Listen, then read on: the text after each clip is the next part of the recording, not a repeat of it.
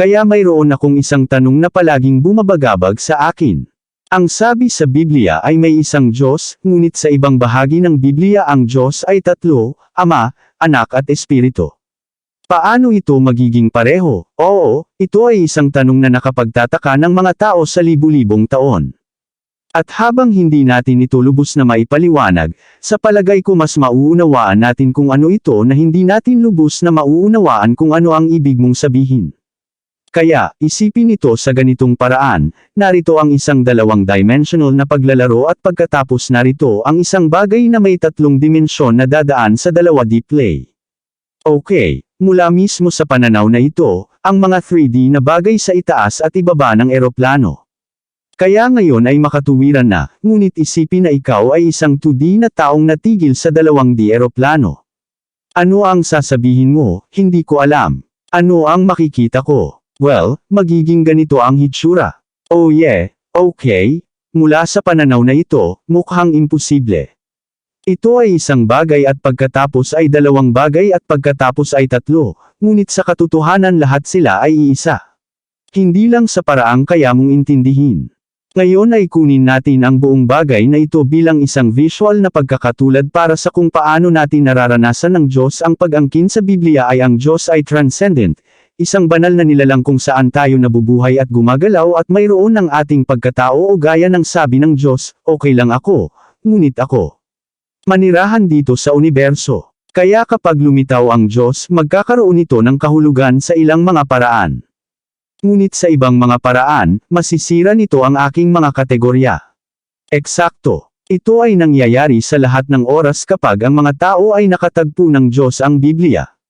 Kaya tingnan muna natin kung paano ito nangyayari sa Hebreong kasulatan.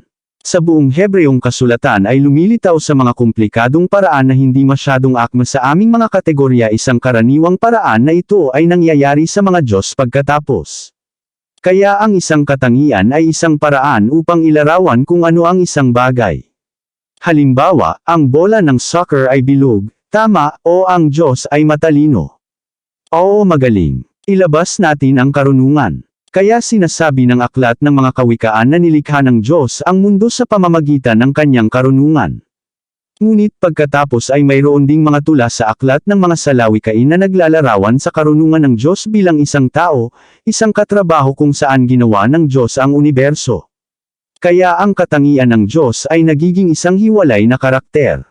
Oo, nangyayari rin ito sa kaluwalhatian ng Diyos.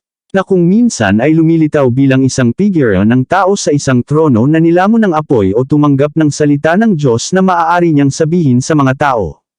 Ngunit minsan ang kanyang salita ay lumalabas na parang maghintay, kaya ang mga katangian ng Diyos ay naging mga bagong maliit na Diyos at hindi. Naniniwala ang mga may akda ng Biblia na mayroon lamang isang makapangyarihang Diyos.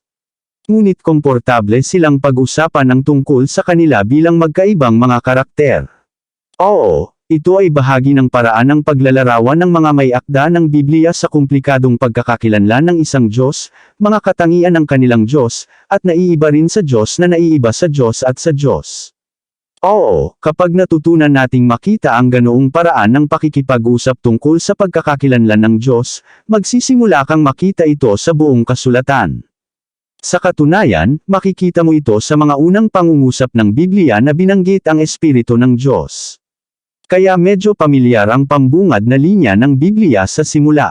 Nilikha ng Diyos. Ngunit patuloy silang nagbabasa. Sino ito na nakikita natin sa loob ng paglikha na umaaligid sa ibabaw ng tubig? Ang Espiritu ng Diyos. Oo, kaya ang Espiritu ay tumutukoy sa personal na presensya at enerhiya ng Diyos na maaari nating makihalubilo dito sa loob ng paglikha at para tukuyin ng Biblia ang Espiritu ng Diyos na naiiba sa Diyos na naiiba mula sa Diyos at din sa Diyos. Ito ay Espiritu ng Diyos. At bagamat parang kakaiba ito, mula sa ating pananaw, ang pagiging komplikadong ito ang sinusubukang iparating sa atin ng mga may akda ng Biblia. Kaya't tiningnan natin ang mga katangian ng Diyos at Espiritu ng Diyos. Ngayon, itigil na natin ang paggalugad sa masalimuot na pagkakakilanlan ng Diyos sa Hebreong kasulatan na may karakter na tinatawag na anak ng tao. Kaya sa Biblia iisa lang ang Diyos na dapat sambahin ng mga tao, kaya talagang nakakagulat ang kwentong ito sa aklat ni Daniel. Si Daniel ay nanaginip tungkol sa isang figure ng tao na tinatawag na anak ng tao, na nangangahulugang isang miyembro ng sangkatauhan, at si Daniel ay nanaginip tungkol sa taong ito na nakataas sa isang ulap pataas at pagkatapos ay umakyat sa itaas. Oo. At pagkatapos ang taong ito ay nakaupo sa kanang kamay ng makalangit na trono ng Diyos, at ang lahat ng sangkatauhan ay sumasamba sa taong ito sa tabi ng Diyos, isang tao kung saan inaasahan kong makita ang Diyos. Oo, ang taong ito ay bahagi ng pagkakakilanlan ng Diyos. Ang pangitain na ito ay tungkol sa klimatikong pag-asa ng buong biblical na kwento na ang Diyos at sangkatauhan ay naging isa upang sila ay mamuno sa mundo ng magkasama bilang isa. Kaya ang anak ng tao ay naiiba sa Diyos at eksaktong Diyos din. Kaya pag-isipang muli ang lahat ng ating tiningnan sa Hebreong kasulatan. Ang pagkakakilanlan ng Diyos ay komplikado. At kaya nang ang mga tagasunod ni Jesus ay nakatagpo ng Diyos bilang ang Ama na Anak at ang Espiritu, mayroon na silang mga kategorya kung paano silang lahat ay maaaring maging isang Diyos ng Biblia. Okay, pag-usapan natin yan. Sige. Kaya sa bagong tipan, ipinakilala sa atin si Jesus ng Nazareth, at siya ay tao, ngunit higit na paborito niyang tawagin ang kanyang sarili ay ang anak ng tao, ang figure sa kay Daniel. At ang pag-aangkin ay siya itong masalimuot na Diyos na naging tao upang pag-isahin ang ibang tao sa Diyos. Sige. Kaya inilalarawan ng mga ebanghelyo si Jesus bilang ganap na tao at gayon din bilang Yahweh, ang Diyos ng Israel. Nagpaikot-ikot si Jesus na nagsasabi at gumagawa ng mga bagay na si Yahweh lang ang makakagawa, tulad ng pagpapatawad sa mga kasalanan ng mga tao o pagtawag sa magulong tubig. Kaya't sinasabi nila na si Jesus ay isang tao na naiiba sa Diyos at nakuha rin ito. Oo, at maaaring nakakabaliw iyon maliban kung binabasa mo ang Hebreong kasulatan na naghanda sa iyo para dito, at pagkatapos ay suriin ito. Si Jesus, ang kanyang mga unang tagasunod, ang mga apostol, ay nagsalita tungkol sa kanyang pagkakakilanlan gamit ang wika ng mga katangian ng Diyos na tinawag nilang si Jesus ang kaluwalhatian ng Diyos, o tinawag ni Apostol Pablo si Jesus na karunungan ng Diyos, o si Juan ay nagbukas ng kanyang ebanghelyo na tinawag si Jesus na salita ng Diyos, na sa pamamagitan niya nilikha ang mundo, at pagkatapos ay siya sabi ng salita ay kasama ng Diyos at ang Diyos ay okay. Naiintindihan ko kung ano ang ginagawa nila at ito ganap. At kung gusto mong gugulin pa ang iyong utak, isaalang-alang itong si Jesus na inilalarawan bilang Diyos na naging tao ay kakausapin ang Diyos bilang isang natatanging tao, at kung ano ang kanyang ginawa, tinawag niya siyang Ama. Nang magsalita si Jesus tungkol sa Diyos, hindi isang abstract na puwersa o enerhiya ang tinutukoy niya. Ito ay tungkol sa isang personal na nilalang na maaari mong makaugnay. Maraming personal na larawan ng Diyos sa pinuno ng Biblia, manlilikha, hukom, ngunit palagi ang tinutukoy ni Jesus ang Diyos bilang ang aking Ama, na si Jesus ay naranasan ng Diyos bilang isang mapagkukunan ng walang katapusang pag-ibig.